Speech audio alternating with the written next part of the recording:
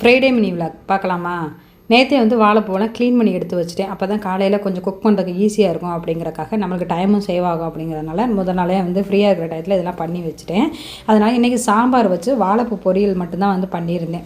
காலையில் டிஃபனுக்கு வந்து நான் அடை வந்து ரெடி பண்ணியிருந்தேன். பாப்பாவுக்கு ஸ்நாக்ஸ்க்கு வந்து ஸ்வீட் கார்ன் வந்து வேக வச்சு அவளுக்கு பெப்பர் சால்ட்டெல்லாம் போட்டு பட்டர் போட்டு அவளுக்கு வந்து கொடுத்தாச்சு. அடையை ஊற்றி அவளை கொடுத்ததுக்கப்புறம் அவளும் சாப்பிட்டு கிளம்பிட்டு, அதுக்கப்புறம் கொஞ்சம் வீட்டில் வந்து தக்காளி தொக்கு, கருவேப்பிலை தொக்கு இதெல்லாம் ரெடி பண்ணிக்கிட்டு இருந்தேன். ஸ்நாக்ஸுக்கு வந்து கடலை உருண்டை வந்து ரெடி பண்ணிக்கிட்டு இருந்தேன். அப்புறம் பாப்பா ஈவினிங் வந்து சாப்பிட்றதுக்காக பாப்கார்ன் வந்து அதையும் வந்து பொரிச்சு எடுத்து வச்சுருந்தேன்.